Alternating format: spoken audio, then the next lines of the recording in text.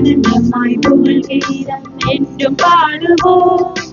அர்ச்சனை மலராக ஆலயத்தில் வருகின்றோம். ஆனந்தமாய் புகழ்கீதம் என்று பாடுவோம். அர்ப்பணித்து வாழ்ந்திட அன்பரொப்பில் வளர்ந்திட ஆசையோடு அன்பெண்ணே படுகின்றோம். அர்ப்பணித்து வாழ்ந்திட அன்பரொப்பில் வளர்ந்திட ஆசையோடு அன்பெண்ணே படுகின்றோம். அர்ச்சனை மலராக ஆலயத்தில் வருகின்றோம். ஆனந்தமாய் புகழ்கீதம் என்று பாடுவோம்.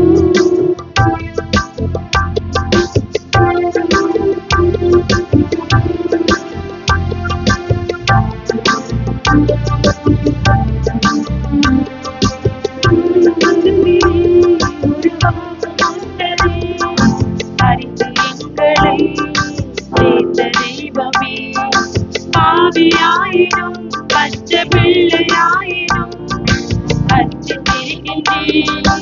அர்ப்பித்திருக்கின்றேன். மனிதராக புனிதராக வாழ படைக்கின்றேன். பிறரும் வாழ எங்கள் வாழ்வை கொடுத்து அழைக்கின்றேன். அஞ்சாதே என்று எம்மை காத்து வருகின்றேன். அர்ச்சனை மலராக ஆலயத்தில் வருகின்றோம். ஆனந்தமாய் புகழ்கீதம் என்று பாடுவோம். அர்ச்சனை மலராக ஆலயத்தில் வருகின்றோம். ஆனந்தமாய் புகழ்கீதம் என்று பாடுவோம். இனியவர்களே, இந்த ஞாயிறு திருப்பலியிலே நமது பங்கு சமூகத்திற்காக ஜெபிப்போம். பங்கில் இருக்கிற எல்லா குடும்பங்களையும் குழந்தைகளையும் கடவுள் நிரம்ப ஆசீர்வதிக்கும்படியாக இந்த வாரம் முழுவதும் நாம் மேற்கொள்கிற பயணங்கள் செய்கிற பணிகள் அனைத்தையும் கடவுள் ஆசீர்வதிக்கும்படியாக இந்த பலியிலே ஜெபிப்போம். ஆண்டவர் தாமே தம் மக்களின் வலிமை, தாம் திருப்பொழிவு செய்தவருக்கு அவரை மீட்பு தரும் பாதுகாப்பு. ஆண்டவரே, மக்களுக்கு விடுதலை அளித்தருளும். உமது உரிமை சத்தான அவர்களுக்கு ஆசி வழங்கும். என்றென்றும் அவர்களை ஆண்டு நடத்தியருளும்.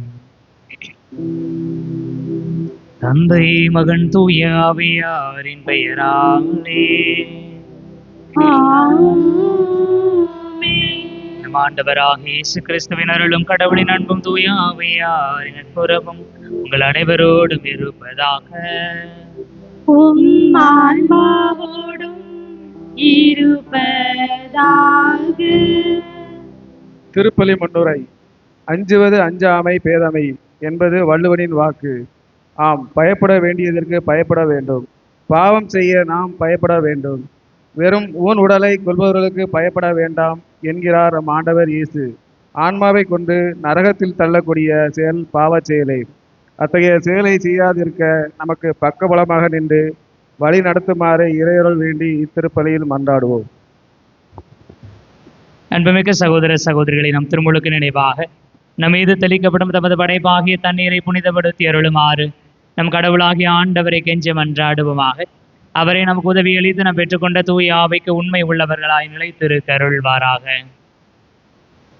என்றென்றும் உள்ள எல்லாம் வல்ல இறைவா, வாழ்வின் ஊற்றும் தூய்மையின் தொடக்கமான தண்ணீரின் வழியாக மக்கள் புனிதமடைந்து நிலைவாழ்வின் கொடையை பெற வேண்டும் என்று திருவிழமானீர். இத்தண்ணீரை புனிதப்படுத்தி அருள உம்மை வேண்டுகிறோம். ஆண்டவரை உமது நாளாகி இன்று மதருள் காவலை பெற விரும்புகிறோம். வாழ்வு அளிக்கும் மதருளின் ஊற்றினை மேல் புதுப்பித்தருளும்.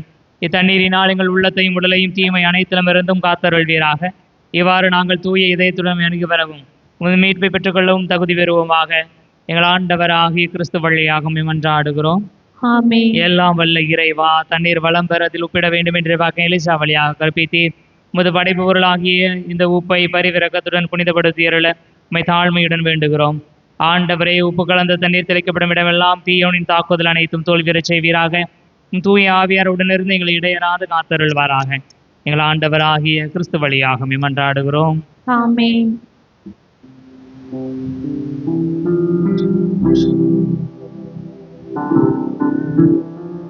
ஆண்டவரே,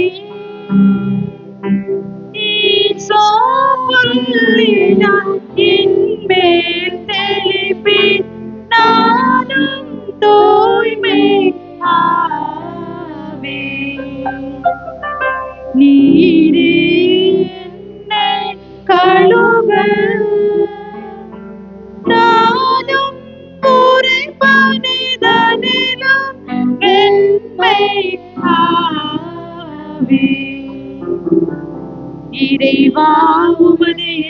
பெருக்கத்திற்கேற்ப என் மேல் இரக்கம் கொள்வே.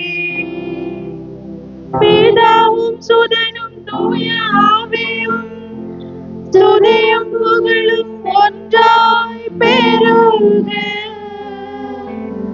ஆதியில் இருந்தது போல் இன்றும் என்றும் நித்தியமாகவும் ஆமென். எல்லாம் வல்ல இறைவன் பாவங்களில் இருந்து நம்மை தூய்மைப்படுத்துவாராக. இந்த நற்கருணை கொண்டாட்டத்தின் வழியாக அவர் தம்முடைய ஆட்சியின் விருந்தில் பங்கு கொள்ள நம்மை தகுதி பெறச் செய்வாராக. ஆமென். இனியவர்களே, இந்த திருப்பலியில விமலா ராமகிருஷ்ணன் குடும்பத்திற்கு கடவுள் செய்து வருகிற நன்மைகளுக்கு நன்றியாகவும், இன்று நீட்டு தேர்வு எழுதுகிற பவன் மற்றும் அனைத்து மாணவ செல்வங்களும் நன்கு முறையாக அந்த தேர்வில் எழுதும்படியாக, ஞாபக சக்தி கொடுக்கும்படியாக, குடும்பத்திற்கு இறை ஆசிரியர் கிடைக்கும்படியாக ஜெபிக்கிறார்கள்.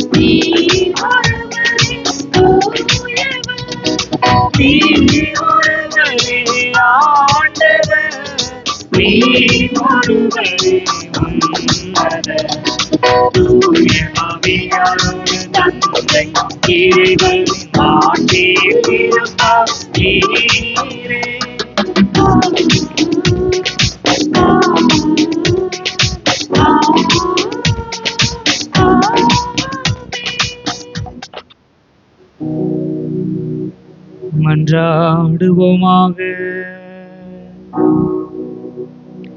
ஆண்டவரே, உம்மையே நம்பி உம்முடைய அன்பில் நிலைத்திருப்பவர்களை நீர் என்றும் கைவிடுவதில்லை.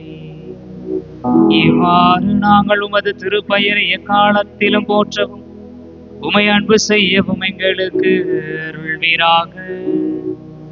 உம்மோடு தூய ஆவியாரின் ஒன்றிப்பில் இறைவனாய் என்றென்று வாழ்ந்து ஆட்சி செய்கின்ற எங்கள் ஆண்டவரும் திருமகனுமாகிய இயேசு கிறிஸ்து வழியாக உம்மை மன்றாடுகிறோம்.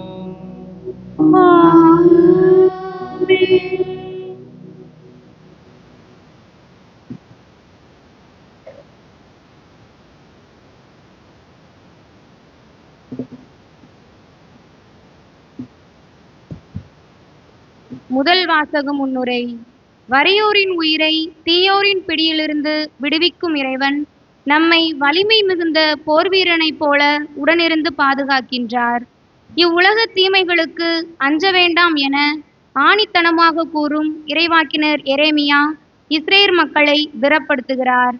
நாமும் இறை வல்லமையில் நம்பிக்கை கொண்டு வாழும்படி இம்முதல் வாசகத்திற்கு செவிமடுப்போம்.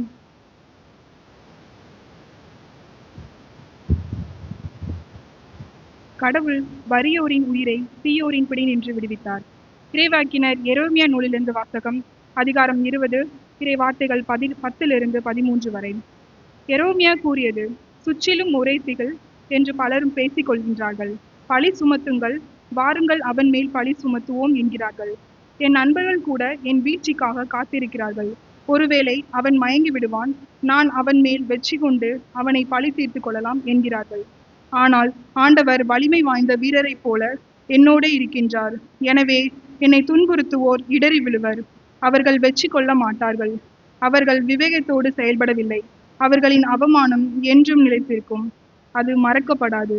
படைகளின் ஆண்டவரே, நேர்மையாளரை சந்தித்து அறிபவரும் உணர்வுகளையும் இதே சிந்தனைகளையும் அறிபவரும் நீரே. நீர் என் எதிரிகளை பழி வாங்குவதை நான் காண வேண்டும். ஏனெனில் என் வாழ்க்கை உம்மிடம் எடுத்துரைத்துள்ளேன். ஆண்டவருக்கு புகழ் பாடுங்கள், அவரை புகழ்ந்தேத்துங்கள். ஏனெனில் அவர் வறியோரின் உயிரை தீயோரின் பிடி நின்று விடுவித்தார். இது ஆண்டவர் வழங்கும் அருள்வாக்கு.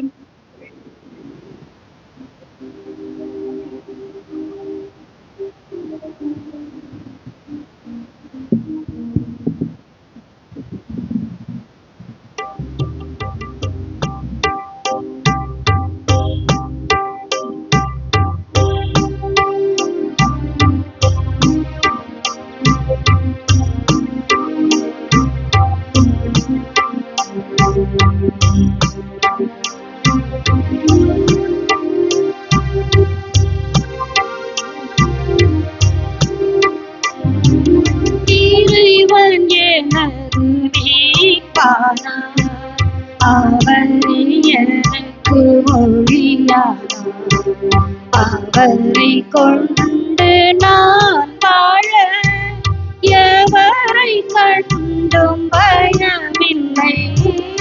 இறைவன் எனது மீட்பானார்.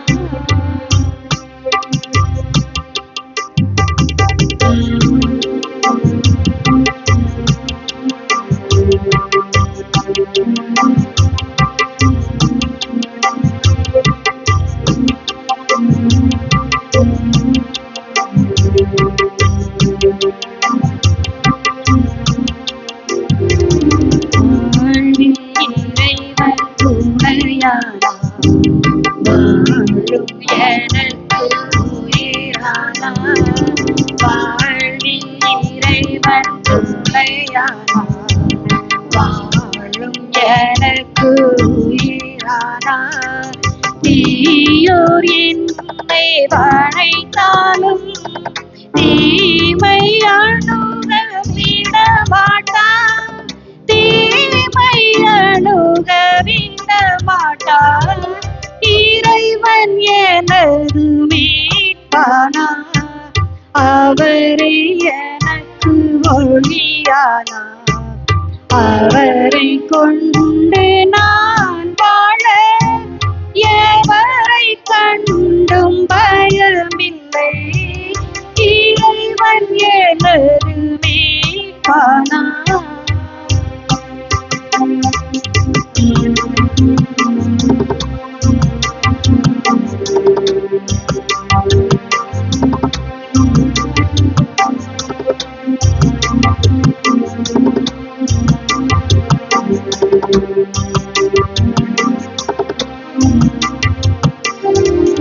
தீயோர் படை போர் சூழ்ந்தாலும் தீரான் பகையை கொண்டாலும். தீயோர் படை போர் சூழ்ந்தாலும் தீரான் பகையை கொண்டாலும். தேவன் அவரை திடமாக தேடும் எனக்கு குறையேது. தேடும் எனக்கு குறையேது. இறைவன் எனது மீட்பானார், அவரே எனக்கு ஒளியானார். அவரை கொண்டு நான் வாழ எவரை கண்டும் பயமில்லை. இறைவன் எனது மீட்பானார்.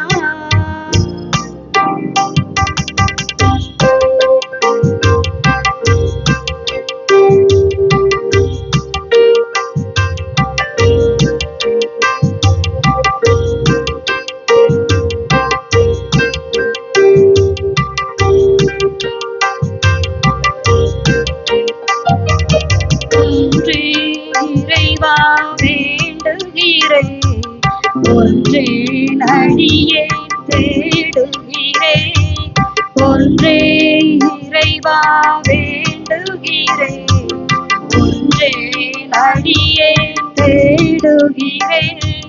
தேவன் உமது திருமுன்னே நாளும் காண அருள்வாயே. நாளும் காண அருள்வாயே. இறைவன் எனது மீட்பானார். அவரே எனக்கு ஒளியானார். அவரை கொண்டு நான் வாழ எவரை கண்டும் பயமில்லை. இறைவன் எனது மீட்பானார்.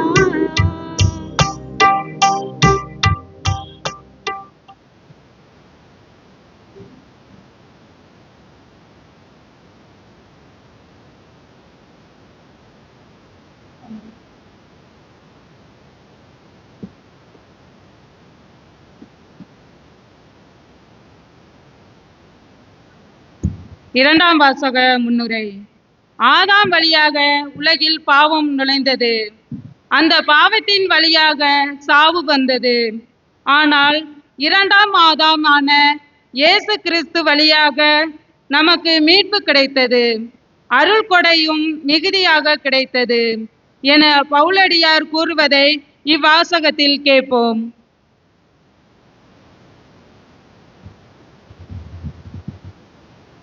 குற்றத்தின் தன்மை வேறு, அருள்கொடையின் தன்மை வேறு. திருத்தூதர் பவுல் உரோமையருக்கு எழுதிய திருமுகத்திலிருந்து வாசகம். அதிகாரம் 5, இறை திருவசனங்கள் 12 முதல் 15 வரை. சகோதர சகோதரிகளே, ஒரே ஒரு மனிதன் வழியாய் பாவம் இந்த உலகத்தில் நுழைந்தது. அந்த பாவத்தின் வழியாய் சாவு வந்தது. அதுபோலவே எல்லா மனிதரும் பாவம் செய்ததால் எல்லா மனிதரையும் சாவு கவ்விக்கொண்டது. திருச்சட்டம் தரப்படும் முன்பும் உலகில் பாவம் இருந்தது. ஆனால் அந்த சட்டம் இல்லாத போது அது பாவமாக கருதப்படவில்லை. ஆயினும் ஆதாம் முதல் மோசே வரை இருந்தவர்கள் ஆதாமைப் போல் கடவுளின் கட்டளையை மீறி பாவம் செய்யவில்லை எனினும் சாவு அவர்கள் மீதும் ஆட்சிக்கு செலுத்திற்று. இந்த ஆதாம் வரவிருந்தவருக்கு முன்னடையாளமாய் இருக்கிறார். ஆனால் குற்றத்தின் தன்மை வேறு, அருள்கொடையின் தன்மை வேறு. எவ்வாறெனில், ஒருவர் செய்த குற்றத்தால் பலரும் இறந்தனர். ஆனால் கடவுளின் அருளும் இயேசு கிறிஸ்து என்னும் ஒரே மனிதரின் வழியாய் வரும் அருள்கொடையும் பலருக்கும் மிகுதியாய் கிடைத்தது. இது ஆண்டார் வழங்கும் அருள்வாக்கு.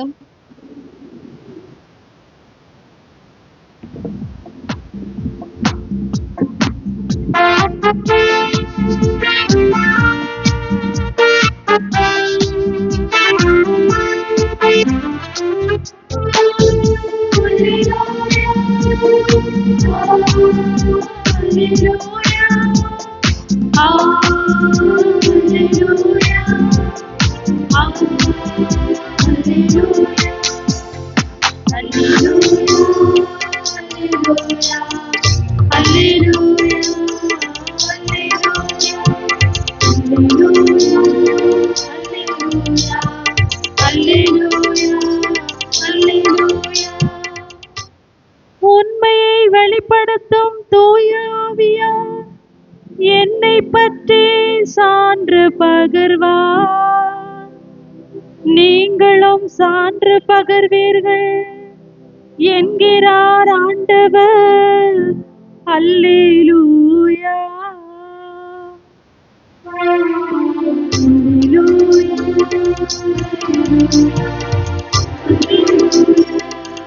அல்லேலூயா.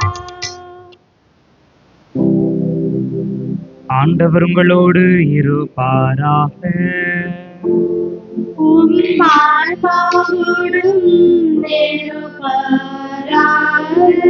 மத்திய எழுதிய தூய நற்செய்தியிலிருந்து வாசகம்.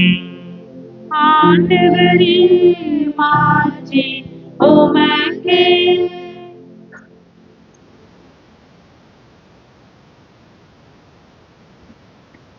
புனித மத்தேயு எழுதியபடி நம் ஆண்டவர் இயேசு கிறிஸ்துவின் நற்செய்தி 10ஆம் அதிகாரம் 26 முதல் 33 முடிய உள்ள இறை வார்த்தைகள். மத்தேயு நற்செய்தி 10ஆம் அதிகாரம் இறை வார்த்தைகள் 26 முதல் 33 முடிய. அக்காலத்தில் இயேசு தம் சீடர்களை நோக்கி கூறியது: உடலை மட்டும் கொள்பவர்களுக்கு அஞ்ச வேண்டாம். ஏனெனில் வெளிப்படாதவாறு மூடப்பட்டிருப்பது ஒன்றுமில்லை, அறிய முடியாதவாறு மறைந்திருப்பதும் ஒன்றுமில்லை. நான் உங்களுக்கு இருளில் சொல்வதை நீங்கள் ஒளியில் கூறுங்கள், காதோடு காதாய் கேட்பதை வீட்டின் மேல் தளத்திலிருந்து அறிவியுங்கள். ஆன்மாவை கொல்ல இயலாமல் உடலை மட்டும் கொள்பவர்களுக்கு அஞ்ச வேண்டாம். ஆன்மாவையும் உடலையும் நரகத்தில் அழிக்க வல்லவருக்கே அஞ்சுங்கள். காசுக்கு 2 சிட்டுக்குருவிகள் விற்பது இல்லையா? எனினும் அவற்றுள் ஒன்று கூட உங்கள் தந்தையின் விருப்பமின்றி தரையில் விழாது. உங்கள் தலைமுடி எல்லாம் எண்ணப்பட்டிருக்கின்றது. சிட்டுக்குருவிகள் பலவற்றையும் விட நீங்கள் மேலானவர்கள். எனவே அஞ்சாதிருங்கள். மக்கள் முன்னிலையில் என்னை ஏற்றுக்கொள்பவரை விண்ணுலகில் இருக்கும் என் தந்தையின் முன்னிலையில் நானும் ஏற்றுக்கொள்வேன். மக்கள் முன்னிலையில் என்னை மறுதலிப்பவர் எவரையும் விண்ணுலகில் இருக்கிற என் தந்தையின் முன்னிலையில் நானும் மறுதலிப்பேன். ஆண்டவரின் அருள்வாக்கு. கிறிஸ்துவே உமக்கு புகழ். இயேசுவில் இனியவர்களே, பயம், பயப்படுதல், இதுதான் இன்றைய வாசகத்தினுடைய மையமாக இருக்கிறது. ஏறக்குறைய எல்லா வாசகங்களுமே அதை குறித்ததாகவே இருக்கிறது. முதல் வாசகத்தில் எரேமியா உச்சக்கட்ட அச்சத்தில் இருக்கிறார். திகில், அவர் பயன்படுத்துகிற வார்த்தை சுற்றிலும் ஒரே திகில். திகில் படம் அப்படின்னு சொல்லுவோம், பேய் படம் சொல்லுவாங்க. நிமிஷத்துக்கு நிமிஷம் பயமாக இருந்துச்சுன்னா, நொடிக்கு நொடி பயமாக இருந்துச்சுன்னா அது திகில் படம். இல்லைன்னா அது பெரிய திகில் படம்லாம் கிடையாது, மர்ம கதை அப்படின்னு சொல்லலாம். திகில் அப்படிங்கிறது அடுத்த சிச்சுவேஷனில் என்ன நடக்கும் அப்படின்னு தெரியாது, அவ்வளவு குழப்பமாக பயங்கூட்டுகிற ஒரு சூழ்நிலை. எரேமியா பயன்படுத்துகிற வார்த்தை அது. சுற்றிலும் ஒரே திகில் என்று சொல்லுகிறார். ஏன் திகில்னா, எவனை நம்புறதுன்னு தெரியல. என் கூட இருந்த நண்பன் கூட எப்பண்டா மயங்குவான், வெட்டி சாச்சிருவோம் என்று காத்து கொண்டு இருக்கிறான். 2ஆம் வாசகத்திலே பாவத்தை பற்றி, தொடக்கத்தில் இருந்த பாவத்தை பற்றி பவுலடிகளார் சொல்லுகிறார். திருச்சட்டம் உருவாவதற்கு முன்பாக ஒரு செயல்பாடு இருந்தது. ஆனால் சட்டம் உருவாவதற்கு முன்பாக நடந்ததால் அது பாவம் இல்லை. சின்ன பசங்க இந்த கிரிக்கெட் விளாண்டு பார்த்துருப்பீங்களா? நல்ல சின்ன வயசுலாம் கிரிக்கெட் விளாடுவோம். ஒரு சின்ன வட்டத்துக்குள்ளே தான் விளாண்டுட்டு இருப்போம். அப்போ என்ன சின்ன ஒன் பிச் அவுட்டு அப்படின்னு சொல்லி ஒரு ரூல் வச்சுருப்போம், அப்படி தானே? அப்படி ஒரு விதிமுறை கிரிக்கெட்டில் உண்டா? கிடையாது. ஆனால் அந்த இடத்துல அவன் வைக்கிறது தான் சட்டம். அப்போ வெளியே பந்தை தூக்கி ஒருத்தன் அடிச்சுக்கிட்டே இருந்தாங்கன்னா என்ன சொல்லுவாங்க? இனி 6 அடித்தா அவுட்டு. ஏன்னா அடிக்கடி பந்து வெளியே போகுது, எட்டு வர முடியாது. சட்டங்கள் உடனுக்குடனே போட்டுக்கிட்டே இருப்போம், அப்படிதானா? 6 அடித்தா அவுட்டுங்கிறத சொல்லலைன்னா அது அவுட்டா? இல்லை. ஆனால் 6 அடித்தா அவுட்டுன்னு ஒரு விதிமுறை போட்டாச்சுன்னா அது பாவம், அது தப்பு, அது அவுட்டு. அப்போ பவுலடிகளார் சொல்கிறார், ஒழுங்காலத்தில் இருந்த செயல்பாடு தான். இது வரைக்கும் எல்லாரும் 6 அடிச்சு தான் இருந்தான். ஆனால் விளையாட்டில் 6 அடித்தா அவுட்டுன்னு ஒரு சட்டம் போட்டாச்சுன்னா அது தப்பு. அப்போ காலமாக இருந்த ஒரு செயல்பாடு தான் இப்பொழுதும் செய்யப்படுகிறது. ஆனால் சட்டம் அதை செய்யக்கூடாது என்று சொல்வதனால் அது பாவம். இப்போ குழப்பம், எது கட்டு எது தப்பு? ஒவ்வொரு நேரத்துக்கு ஒவ்வொன்று சொல்லுவானே, இப்போ எதை சொல்கிறது? நிமிஷத்துக்கு நிமிஷம் மாறிக்கிட்டு இருக்குமா? அப்போ சட்டங்கள் கூட பயங்கரமான அச்சத்தை ஏற்படுத்துகிறது. சட்டம்னு ஒன்று வந்துருச்சுன்னா அதை மீறிடக்கூடாது அப்படிங்கிற பயம் இயல்பாகவே வந்துடும். சட்டத்தை மீறதுனால என்ன பிரச்சனை வரும்? இப்போ நான் என் கூட இருக்கிற ஒருத்தர் கோபமாக பேசிட்டேன், நாளைக்கு அதை சரி பண்ணிக்கலாம், அப்படிதானா? பண்ண முடியாதா? பண்ணிடலாம். கோவப்படக்கூடாதுங்கிறது சட்டம். அதை நான் கோவப்பட்டோம்னா சரி பண்ணிக்க முடியும். ஆனால் சட்டத்தை மீறதுனால என்ன பிரச்சனை வந்துடுது? ஏத்தாளர் ஆளை நம்ம மன்னிக்கணும். இல்லைனா நான் கோபப்பட்டது தான். அது நீ உன் இஷ்டத்துக்கு கோபப்படுவா, நான் விட்டுற முடியுமா? அவன் சட்டத்தை மீறுகிற பொழுது அதில் இன்னொருவரும் பாதிக்கப்படுகிறார், இன்னொருவரும் சம்மந்தப்படுகிற பொழுது அதை நான் எப்படி கைக்கொள்வது? அப்போ அவர் எனக்கு எதுனாலும் பண்ணுவார், அமைதியாக போகிறதா? அவனை திட்டவே கூடாதா? சட்டம் தடுக்குதா? அப்படின்னு ஒரு குழப்பத்திலே இருக்கும். அப்போ சட்டங்கள் ஒரு விதமான பயத்தை ஏற்படுத்தி கொண்டிருக்கிறார். நற்செய்தியில் இயேசு சொல்லுகிறார், சிட்டுக்குருவிகளை விட நீங்கள் பெரிய மேலானவர்கள் பயப்பட வேண்டாம் அப்படிங்கிறார். விலங்குகளை விட, சிட்டுக்குருவிகளை விட, இயற்கையை விட நம்ம மேலானவர்கள் தான். ஆனால் நம்மளால் பயப்படாமல் வாழ முடியுதா? சிட்டுக்குருவிகளை பார்த்து நமக்கு பயமே கிடையாது, கூட இருக்கிற மனிதர்களை பார்த்து பயம். அப்போ இனியவர்களை 3 வாசகத்திலும் ஏறக்குறைய அச்சத்தை பற்றி, இந்த வாழ்கிற வாழ்க்கையினுடைய இயல்பான தன்மையை இழந்து போகிற ஒரு நிலையை குறித்த ஒரு நடுக்கத்தை குறித்து சொல்லிக்கொண்டே இருக்கிறார். மனிதர்களுடைய வாழ்க்கையிலே அச்சத்திலிருந்து ஒருபோதும் அவர்களால் விடுபட்டு வாழ்ந்துவிட முடியாது.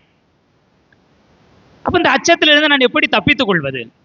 எப்படி என்னுடைய வாழ்க்கையை தைரியமாக சந்தோஷமாக வாழ்வது? ஏன்னா வாழ்க்கையில சந்தோஷமா வாழலைன்னா நான் எவ்வளவு பெரிய வாழ்க்கையை வாழ்ந்து என்ன பிரயோஜனம்? அப்போ அந்த வாழ்க்கையை நான் இயல்பாக வாழ்ந்து விடுவதற்கு எல்லா துன்பத்தையும் அகற்றி விட முடியுமா? முடியாது. இப்போ நான் என்னுடைய குற்றத்தை, என்னுடைய குணத்தை மாற்றிக்கொள்ள முடியும். என் கூட இருக்கிறவங்க மாற்றிக்கணும்னு ஆசைப்படலாம், முடியுமா? அவங்க மனசு வச்சாதான் உண்டு, இல்லைன்னா கஷ்டம். அப்போ அவர்கள் மாறுவார்களா மாற மாட்டாங்களா எனக்கு தெரியாது.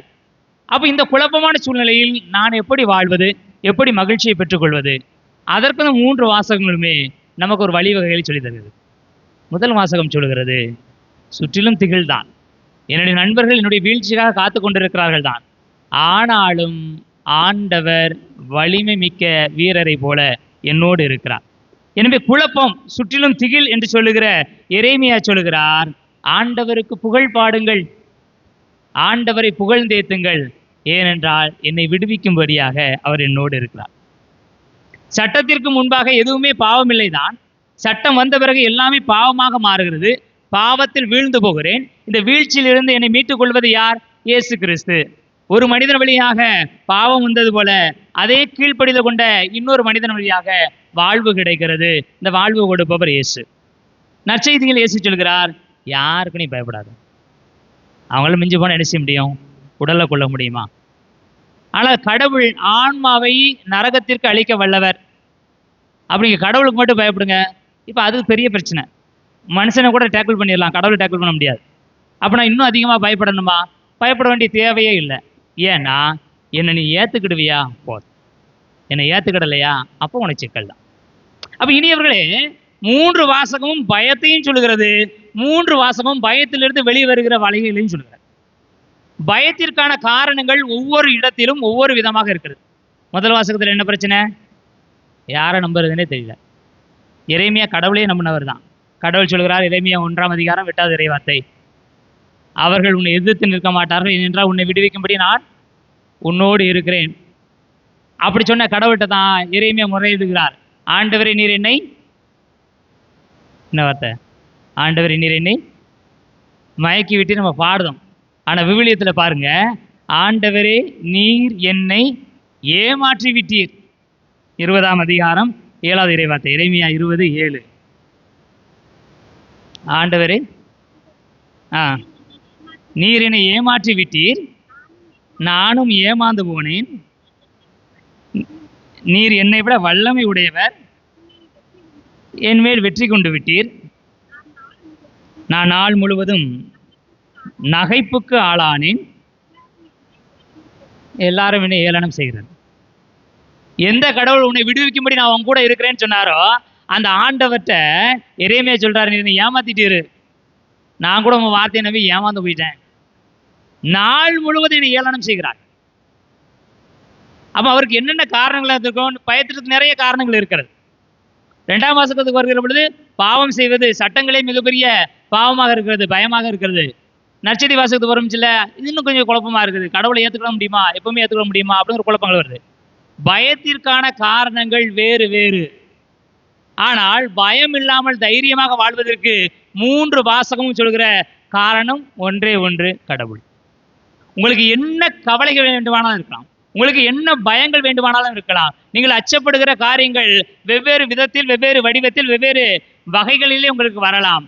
ஆனால் நீங்கள் அச்சப்படாமல் தைரியமாக வாழ்வதற்கான ஒரே காரணம் கடவுள்.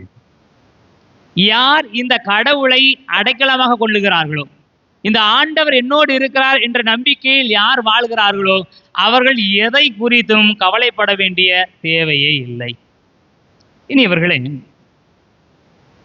கடவுள் சொல்லுகிறார், என்னை நம்புங்கள் நீங்கள் வாழ்வீர்கள். ஆமோஸ் சொல்லுகிற வார்த்தை, ஆண்டவரை தேடுங்கள் நீங்கள் வாழ்வீர்கள், ஆண்டவரை நம்புங்கள் நீங்கள் வாழ்வீர்கள்.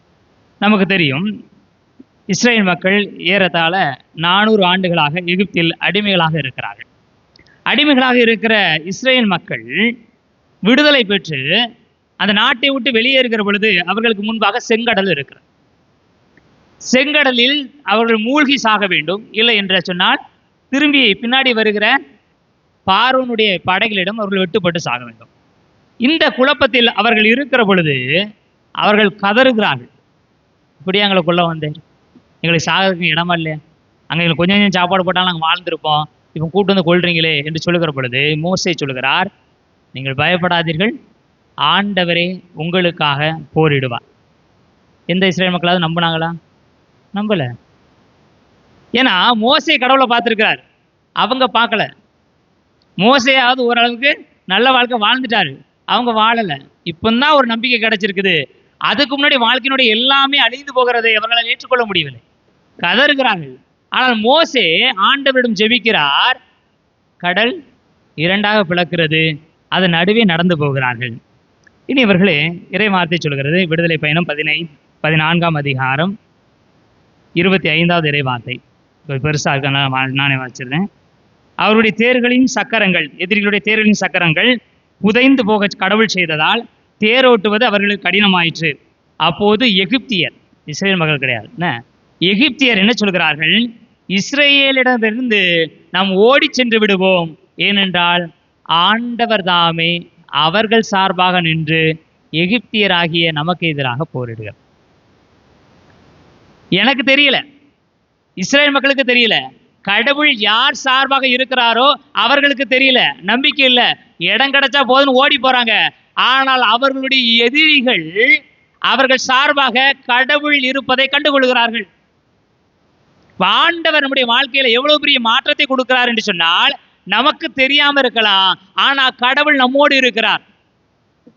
கடவுள் நம்மோடு இருக்கிறபடியால் நமக்கு என்ன கிடைக்கும்? எல்லா ஆசீர்வாதங்களும் கிடைக்கும். நம்ம பயப்பட வேண்டியதுக்கு எந்த தேவைகளுமே இல்லை. பெலிஸ்தியர்கள் இஸ்ரேல் மக்களுக்கு எதிராக சண்டையிடுகிறார்கள். இஸ்ரேலர்கள் பயந்து போய் கொண்டே இருக்கிறார்கள். ஏன்னா பெலிஸ்தியர்களை எடுத்து சண்டை போட முடியல. ஒரு கட்டத்தில் திடீர்னு அடி வாங்கி கொண்டு இருக்கிற இஸ்ரேல் மக்கள் ஆர்ப்பரிக்கிறாங்க. ஏன்டா திடீர்னு ஆர்ப்பரிக்கிறாங்க அப்படின்னு சொல்லி பெலிஸ்தியர்கள் விசாரிக்கிற பொழுது சொல்கிறார்கள், ஆண்டவருடைய உடன்படிக்கை பேழை சண்டை போடுற இடத்துக்கு வந்துருச்சு. இப்போ எகிப்தியர்லாம் பெலிஸ்தியர்லாம் தெரிச்சு ஓடுறாங்க. கடவுள் வந்துட்டாருன்னா நம்ம செத்தோம். ஏன்னா இந்த கடவுள் தான் அவர்களை காலங்காலமாக காப்பாற்றி கொண்டு வருவார். தங்களை காப்பாற்றிய கடவுள் தங்களை காப்பாற்றுவார் என்ற நம்பிக்கை இல்லாமல் சண்டை போட்டுக் கொண்டிருந்தார்கள். ஆனால் எதிரிகளுக்கு தெரிந்திருக்கிறது, அவர்களை காப்பாற்றுகிற கடவுள் அவர்களோடு இருக்கிறார், பக்கத்தில் போகக்கூடாது. அது நமக்கு பல நேரங்களில் தெரியவில்லை. விவிலியத்தில் பல இடங்களில் இந்த மாதிரியான இறைவார்த்தைகளை பார்த்து கொண்டே போகலாம். இனி இவர்களை நம்முடைய வாழ்க்கையை வாழ்வதற்கு நாம் பயப்பட்டு கொண்டு இருக்கிறோம், அச்சப்பட்டு கொண்டு இருக்கிறோம். ஒவ்வொரு பிரச்சனைகள், நாளைக்குள்ள பிரச்சனைகள் அல்லது இன்னைக்கு இருக்கிற பிரச்சனைகள், கூட வாழ்கிற மனிதர்கள் அவங்க என்ன சொல்லியிருக்கிறாங்க, என்ன சொல்லுவாங்க, என்ன செய்ய போறாங்க, நாளைக்கு என்ன நடக்கும், நான் நினைச்ச காரியம் நடக்குமா நடக்காதா என்று பலவிதமான குழப்பங்களில் நாம் வாழ்ந்து கொண்டு இருக்கிறோம். எல்லா குழப்பத்திற்கும் ஒரே தீர்வு கடவுள். கடவுள் நம்மோடு இருக்கிறார் என்கிற நம்பிக்கை நமக்கு கிடைக்கும் என்று சொன்னால் நாம் அறிவாளிகள், நாம் விவேகம் உள்ளவர்கள். இந்த முதல் வாசகத்திலே எரேமியா சொல்கிறார், என்னை பழி தீர்க்க வேண்டும் என்று நினைக்கிற எல்லாருமே விவேகமற்று நடந்து கொண்டிருக்கிறார்கள், ஏனென்றால் கடவுள் என் சார்பாக இருக்கிறார் என்பதை அவர்கள் அறியவில்லை. அப்ப நமக்கு எதிராக வருகிற எல்லா துன்பத்தினமும் எல்லா தொல்லைகளிடமும் நாம் சொல்ல வேண்டிய காரியம் என்ன? நீங்கள் எல்லாம் விவேகமற்றவர்கள், ஏனென்றால் கடவுள் என்னோடு இருக்கிறார். எப்போ கடவுளோடு நம்மளோடு இருப்பார்? அது மிக முக்கியமான தேவை. அதுக்கு நற்செய்தியில் கடவுள் மிக தெளிவாக சொல்லிட்டாரு, நீ என்னை ஏற்றுக்கிட்டீன்னா, நீ என்னை நம்பினா நான் உன் கூட இருப்பேன். பல நேரங்களில் நம்ம கடவுளையும் நம்புறதில்லை, நமக்கு எதிராக இருக்க மனிதர்கள் நம்புறதில்லை. அதுதான் மிகப்பெரிய குழப்பத்திற்கே காரணம். வாழ்க்கையை நம்மால் மகிழ்ச்சியாக வாழ முடியாததற்கு காரணம், நான் ஆண்டவரையும் நம்பவில்லை, என்னுடைய எதிரிகளையும் ஒழுங்காக நம்பவில்லை. அப்ப கடவுள் நம்மை காப்பாற்றும் பொருட்டு, கடவுள் நமக்கு வாழ்வு கொடுக்கும் பொருட்டு, கடவுள் நம்முடைய எல்லா பிரச்சனைகளிலிருந்தும் வழி நடத்தும் பொருட்டு நம்மோடு இருக்கிறார், இருப்பதற்கு ஆசைப்படுகிறார், உடன்படுகிறார். ஆனால் நாம் அவரை ஏற்றுக்கொண்டால் எல்லா துன்பத்திலிருந்து விடுபட்டு வாழ முடியும். ஆண்டவரை ஏற்றுக்கொள்வோம், அனைத்து துன்பங்களிலிருந்து விடுபடுவோம். கடவுள் நம்மை ஆசீர்வதிப்பாராக. எழுந்து நமது நம்பிக்கையை அறிக்கையிடுவோம். ஒரே கடவுளை நம்புகின்றேன். விண்ணகமும் மன்னகமும் காண்பவை காணாதவை யாவும் படைத்த எல்லாம் வல்ல தந்தை அவரே. கடவுளின் ஒரே மகனாய் உதித்த ஒரே ஆண்டவர் இயேசு கிறிஸ்துவை நம்புகின்றேன். இவர் காலங்களுக்கெல்லாம் முன்பே தந்தையிடமிருந்து பிறந்தார். கடவுளினின்று கடவுளாக, ஒளியினின்று ஒளியாக, உண்மை கடவுளினின்று உண்மை கடவுளாக உதித்தவர். இவர் உதித்தவர் உண்டாக்கப்பட்டவர் அல்ல, தந்தையோடு ஒரே பொருளானவர். இவர் வழியாகவே யாவும் படைக்கப்பட்டன. மனிதர் நமக்காகவும் நம் மீட்புக்காகவும் விண்ணகம் இருந்து இறங்கினார். தூய ஆவியால் கன்னிமரியாவிடம் உடலெடுத்து மனிதரானார். மேலும் நமக்காக பொந்திய பிலாத்தின் அதிகாரத்தில் சிலுவையில் அறையப்பட்டு பாடுபட்டு இறந்து அடக்கம் செய்யப்பட்டார். மறைநூல்களின்படி 3ஆம் நாள் உயிர்த்தெழுந்தார். விண்ணகத்துக்கு எழுந்தருளி எல்லாம் வல்ல தந்தையின் வலப்பக்கம் வீற்றிருக்கிறார். வாழ்வோரையும் இறந்தோரையும் தீர்ப்பிட மாட்சியுடன் மீண்டும் வர இருக்கிறார். அவரது ஆட்சிக்கு முடிவில்லாது. தந்தையிடமிருந்தும் மகனிடமிருந்தும் புறப்படும் ஆண்டவரும் உயிரளிப்பவருமான தூய ஆவியாரை நம்புகின்றேன். இவர் தந்தையோடும் மகனோடும் ஒன்றாக ஆராதனையும் ஆட்சியும் பெறுகின்றார். இறைவாக்கினர்கள் வாயிலாக பேசியவர் இவரே. ஒரே புனித கத்தோலிக்க திருத்தூதர் வழிவரும் திரு அவையை நம்புகின்றேன். பாவ மன்னிப்புக்கான ஒரே திருமுழுக்கை ஏற்றுக்கொள்கின்றேன். இறந்தோரின் உயிர்ப்பையும் வரவிருக்கும் மறுவுலக வாழ்வையும் எதிர்பார்க்கின்றேன். ஆமென். நம்முடைய தேவைகள், விருப்பங்கள், விண்ணப்பங்கள் அனைத்தையும் ஆண்டவருடைய பாதத்தில் நம்பிக்கையோடு எடுத்து வைப்போம்.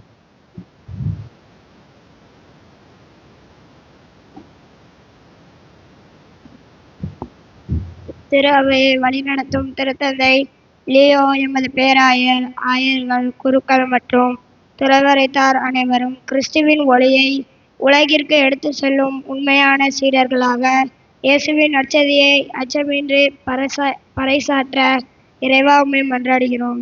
எல்லாம் வல்ல இறைவா, எங்கள் மன்றாட்டை கேட்டருளும். நாட்டை ஆளும் தலைவர்கள், அரசு பணியில் உள்ளோர் அனைவரும் இரக்க சிந்தனையுடன் மக்களின் நல்வாழ்வுக்காக உழைக்கவும், குறிப்பாக ஏழைகள், புலம்பெயர்ந்தோர் மற்றும் அகதிகளின் நல்வாழ்வுக்காக பணிபுரியவும் இறைவா உம்மை மன்றாடுகின்றோம். எல்லாம் வல்ல இறைவா, எங்கள் மன்றாட்டை கேட்டருளும். ஆன்மாவை கொல்ல இயலாமல் உடலை மட்டும் கொள்பவர்களுக்கு அஞ்ச வேண்டாம் என்ற இறைவார்த்தைக்கு இணங்க அநீதிக்கு இடம் கொடாமல் நீதிக்காக போராடும் மனம் கொண்டவர்களாக உதவிட இறைவா உம்மை மன்றாடுகிறோம். எல்லாம் வல்ல இறைவா, எங்கள் மன்றாட்டை கேட்டருளும். வீடுகளிலும் மருத்துவமனைகளிலும் துன்புறும் நோயாளிகள் ஆண்டவர் இயேசுவின் வல்லமையால் விரைவில் குணமடையவும், மருத்துவரும் செவிலியரும் நேர்மையுடனும் மனித நேயத்துடனும் தன்னலமின்றி பணியாற்றவும் அருள் தர வேண்டுமென்று இறைவா உம்மை மன்றாடுகின்றோம்.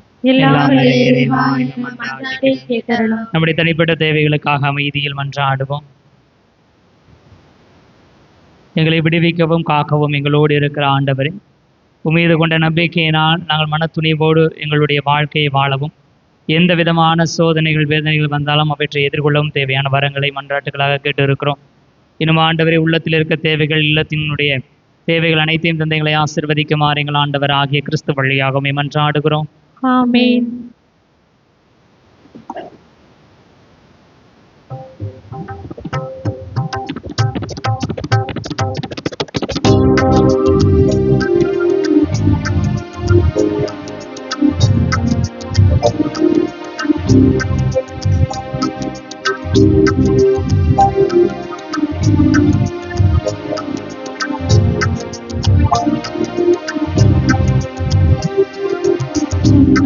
பொருளுமில்லை என்னிடத்தில், ஒன்றுமில்லை உன்னிடத்தில் என்னை கொடுத்தேன். பொருளுமில்லை என்னிடத்தில், ஒன்றுமில்லை உன்னிடத்தில் என்னை கொடுத்தேன். சொந்தம் பந்தமும் எல்லாம் நீன்னு சொல்லி வந்து என்னையுமே தாயும் நீ அல்லோ. நீ என்னையாலும் மன்ன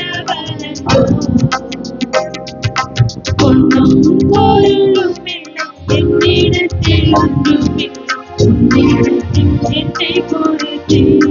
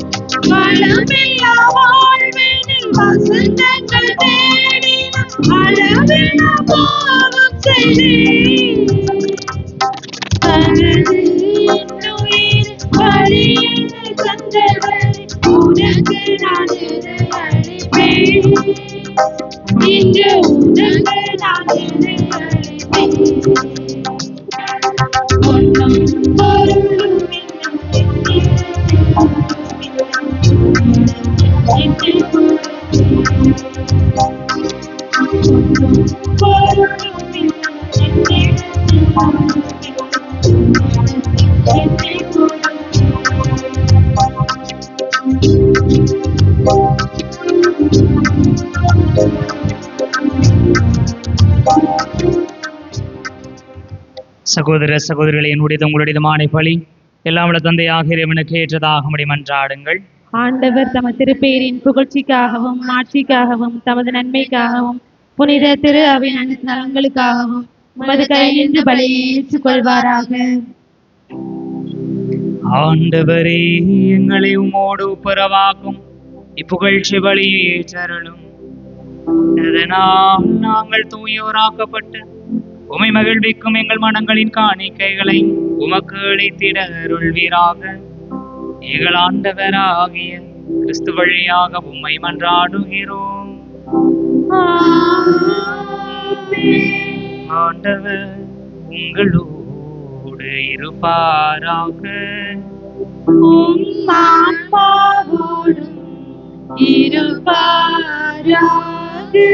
எங்களை மேலே எழுப்புங்கள். ஆண்டவரிடம் எழுப்பியுள்ளோம். நம் இறைவனாகிய ஆண்டவருக்கு நன்றி கூறுவோம்.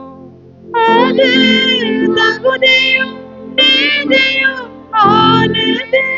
ஆண்டவரை தூயவரான தந்தையே, என்றுமுள்ள எல்லாம் வல்ல இறைவா, எங்கள் ஆண்டவராகிய கிறிஸ்து வழியாக என்னாலும் எவ்விடத்திலும் நாங்கள் உமக்கு நன்றி செலுத்துவது மெய்யாகவே தகுதியும் நீதியும் ஆகும்.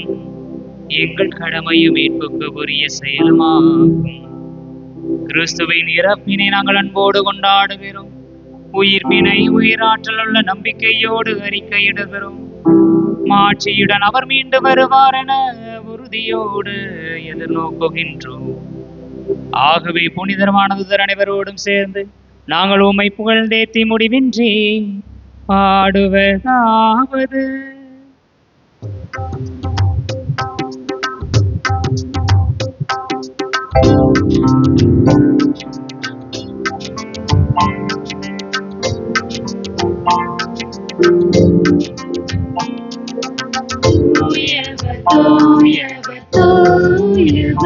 வான்படைகளின் கடவுளும் ஆண்டவர், விண்ணகமும் மண்ணகமும் உமது மாட்சியால் நிறைந்துள்ளன.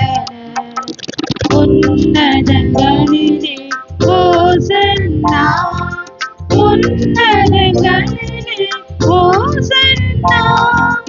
ஆண்டவர் பெயரால் வருகிறவர் ஆசி பெற்றவர்.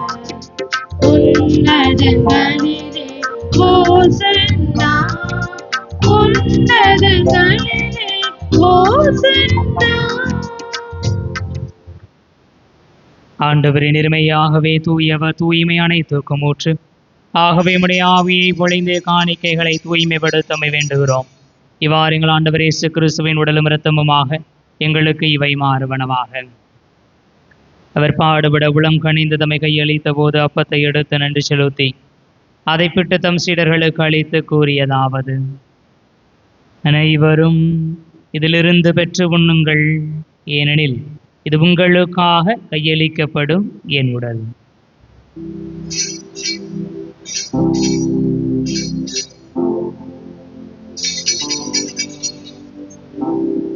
அவனமே இரவு விருந்தை அருந்திய பின் கிண்ணத்தையும் எடுத்து மீண்டும் உமக்கு நன்றி கூறி தம் சீடர்களுக்கு அளித்தவர் கூறியதாவது: அனைவரும் இதிலிருந்து பெற்று பருகுங்கள், ஏனெனில் இது புதிய நிலையான உடன்படிக்கைக்கு உரிய என் இரத்தத்தின் கிண்ணம். இது பாவ மன்னிப்புக்கென்று உங்களுக்காகவும் பலருக்காகவும் சிந்தப்படும். இதை என் நினைவாக செய்யுங்கள்.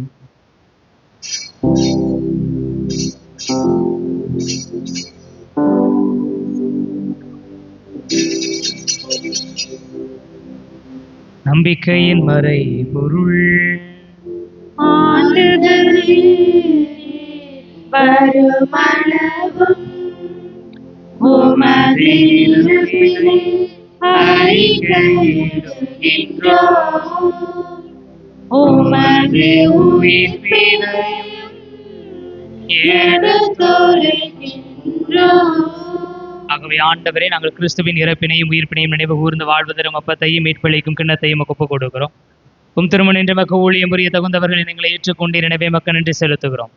மேலும் கிறிஸ்துவின் உடலிலும் இரத்தத்திலும் பங்கு கொள்ளும் எங்களை தூய ஆவியார் ஒன்று சேர்க்க வேண்டும் என நம்மை தாழ்மையுடன் மன்றாடுகிறோம். ஆண்டவரே, உலகெங்கும் பரவியிருக்கும் அது திரு அவையின் நினைவு கூர்ந்தருளும். எங்கள் திருத்தந்தையிலேயோ மறைமாவட்ட நிர்வாகி பேரருள் திருமோட்சராஜன் எல்லா திருநிலையினர் ஆகிய அனைவரோடும் அது திரு அவை அன்பில் நிறைவு பெறச் செய்திருளும். மேலும் உயிர்த்தெழும் எதிர்நோக்குடன் துயில் கொள்ளும் எங்கள் சகோதரர் சகோதரிகளையும் இறந்தோர் அனைவரையும் இரக்கத்துடன் நினைவு கூர்ந்து உமது திருமுக ஒளியினுடைய செல்லும் எங்கள் அனைவர் மீதும் இரக்கமாயிரும். கடவுளின் கன்னி தாயான புனித மரியா, அவருடைய கணவரான புனித யோசேப்பு, புனித திருத்தூதர்கள், எங்களுடைய பாதுகாவலர் புனித பெர்க்மான் சரளப்பர், இவ்வுலகிலும் உகந்தவராய் இருந்தோர் ஆகிய புனிதர் அனைவருடனும் நாங்கள் நிலை வாழ்வில் பங்கு கொள்ளும் தகுதி பெற்றும் திருமகன் இயேசு கிறிஸ்து வழியாக உம்மை புகழ்ந்து ஏத்தம் வரமருள உம்மை மன்றாடுகிறோம்.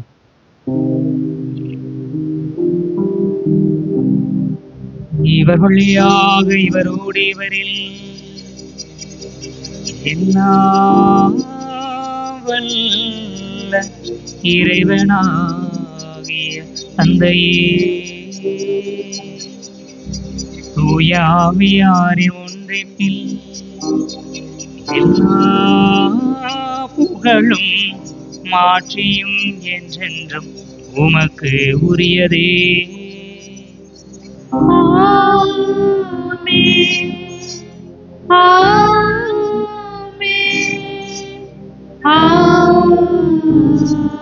ஆமென். மீட்பரின் கட்டளையால் கற்பிக்கப்பட்டு இறைபடிப்பினையால் பயிற்சி பெற்று நாம் துணிந்து மன்றாடுவோம். உமது பெயர் தூயதென போற்றப் பெறுக. உமது ஆட்சி வருக. உமது திருவுளம் விண்ணுலகில் நிறைவேறுவது போல மண்ணுலகிலும் நிறைவேறுக. எங்கள் அன்றாட உணவை இன்று எங்களுக்கு தாரும். எங்களுக்கு எதிராக குற்றம் செய்வோரை நாங்கள் மன்னிப்பது போல எங்கள் குற்றங்களை மன்னியும். எங்களை சோதனைக்கு உட்படுத்தாதேயும், தீமையிலிருந்து எங்களை விடுவித்தருளும். ஆண்டவரை, தீமை அனைத்திலுமிருந்தும் எங்களை விடுவித்து எங்கள் வாழ்நாளில் அமைதியை கனிவுடன் அருள உம்மை மன்றாடுகிறோம். உமது இரக்கத்தின் உதவியால் நாங்கள் பாவத்திலிருந்து எப்போதும் விடுதலை பெற்று யாதொரு கலக்கமும் இன்றி நலமாயிருப்போமாக. நாங்கள் அது நோக்கி இருக்கும் பேரின்பத்துக்காகவும் எமைப்பராகிய இயேசு கிறிஸ்துவின் வருகைக்காகவும் காத்திருக்கின்றோம்.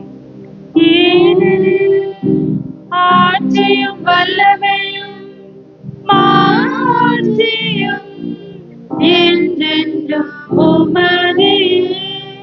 ஆண்டவர் இயேசு கிறிஸ்துவை, அமைதியை உங்களுக்கு விட்டுச் செல்கிறேன், என் அமைதியையே உங்களுக்கு அளிக்கின்றேன் என்றும் திருத்தூதர்களுக்கு மொழிந்தீரேன்.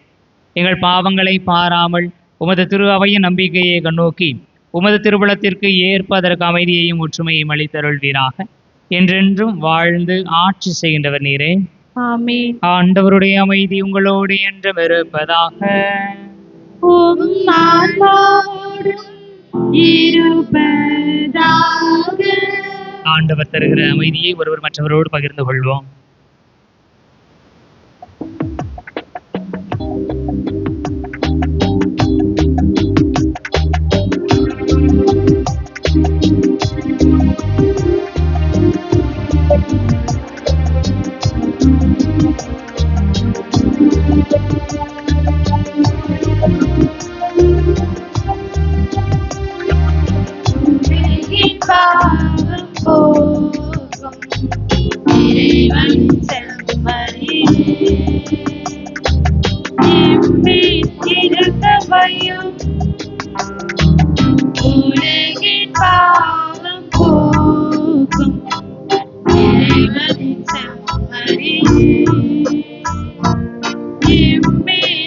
இரக்கமையும்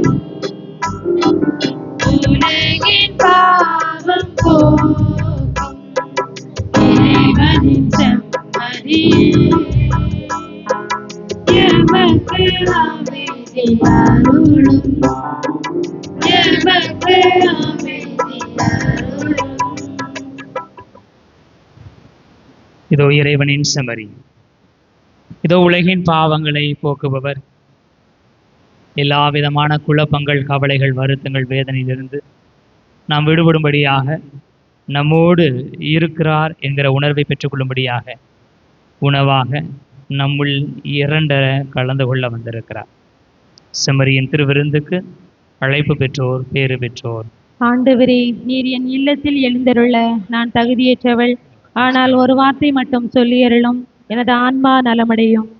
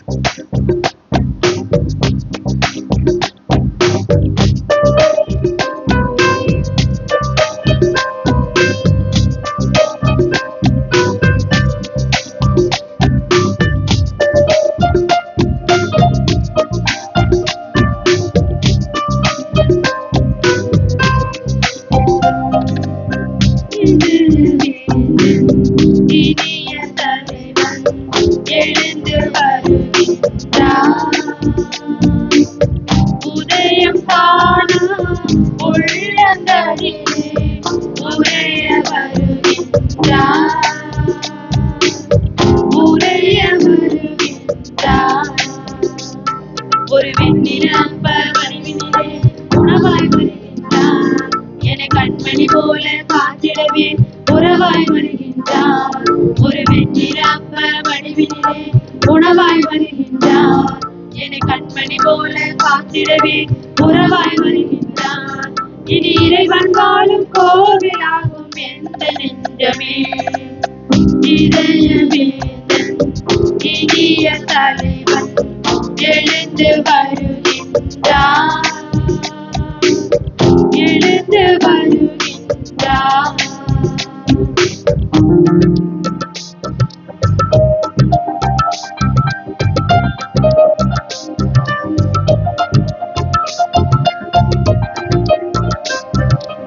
உறவில் அனைவரும் வாழும் போது உண்மை அன்பு உயிர் பெறும். பகையும் வெறுப்பும் மறையும் போது புனிதம் அங்கு நிலை பெறும். உறவில் அனைவரும் வாழும் போது உண்மை அன்பு உயிர் பெறும். பகையும் வெறுப்பும் மறையும் போது புனிதம் அங்கு நிலை பெறும். அன்புதான் எல்லாம் அன்புதான் இயேசுவே வாழ்வே அன்புதான். அன்புதான் எல்லாம் அன்புதான் இயேசுவே வாழ்வே அன்புதான். ஒருவரை ஒருவர் நெறிகுறையோடு தாங்கும் பண்பே வாழும் இதயமே இனிய தலைவன் எழுந்து வருகின்றார். உடையும் காணா உள்ளங்களிலே உடைய வருகின்றார். உடைய வருகின்றார்.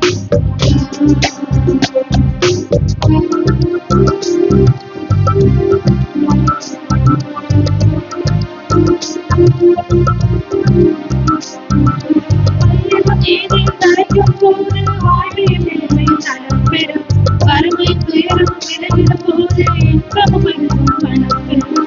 வையகம் மீது தலைக்கும் போது வாய்மையும் நேர்மையும் நலம் பெறும். வறுமை துயரமும் விலகிடும் போது இன்பமும் மகிழ்வும் வளம் பெறும்.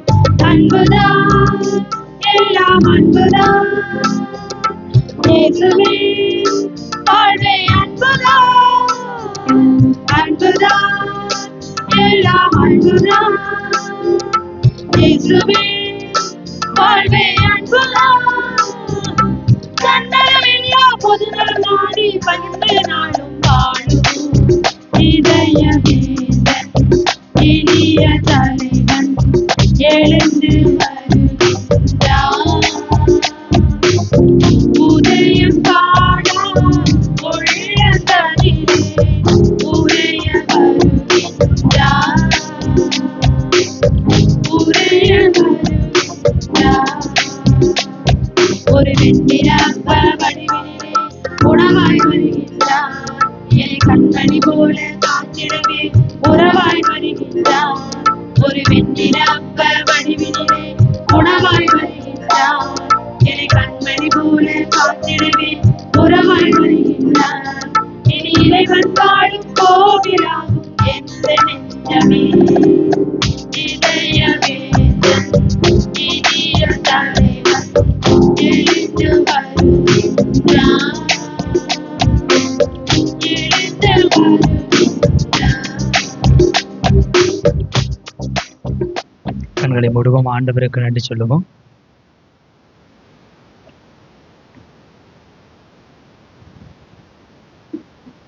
இயேசு வாழ்க, மரியே வாழ்க.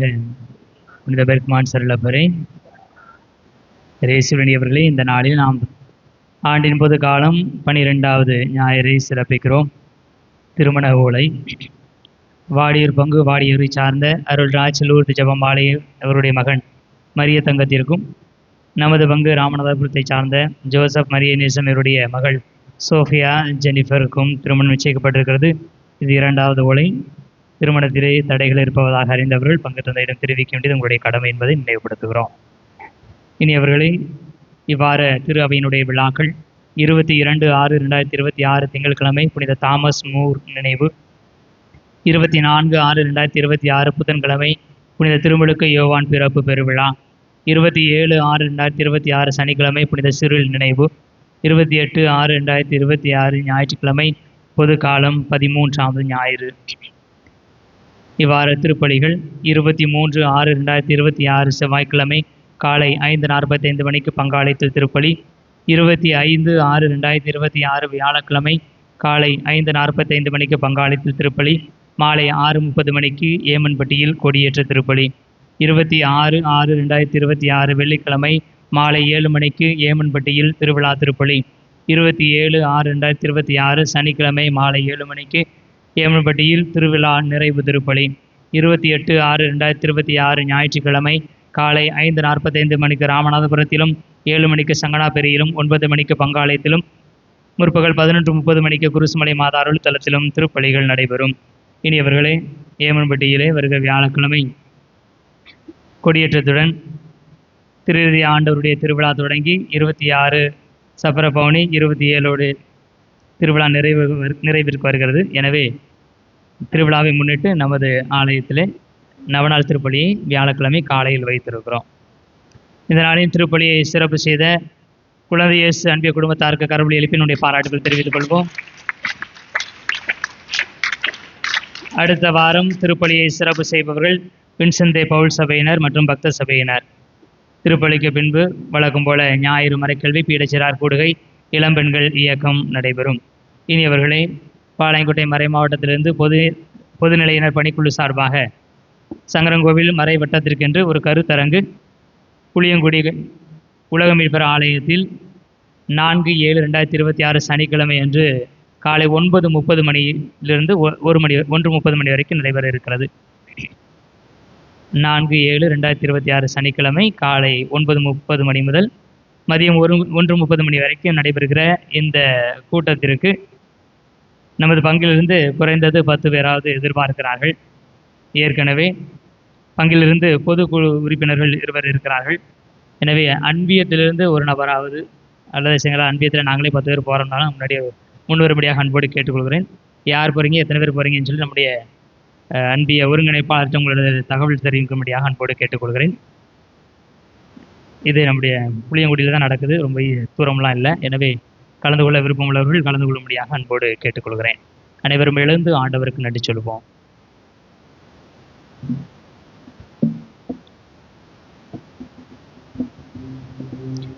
நன்றி கூறி மன்றாடுவோமாக. ஆண்டவரே, உம் திருமகனின் உயர் மதிப்புள்ள உடலாலும் இரத்தத்தாலும் ஊட்டம் பெற்றுள்ள புதுப்பிக்கப்பட்ட நாங்கள் உமது கனிவை கஞ்சி கேட்கின்றோம். இறைவற்றுடன் நாங்கள் அடிக்கடி நிறைவேற்றும் இப்பலியின் பயனாக எங்கள் மீட்பை உறுதியாய் கண்டடைய செய்வீராக. எங்கள் ஆண்டவரா ஆகிய கிறிஸ்து வழியாக உம்மை மன்றாடுகிறோம். ஆண்டவர் உங்களோடு இருப்பாராக.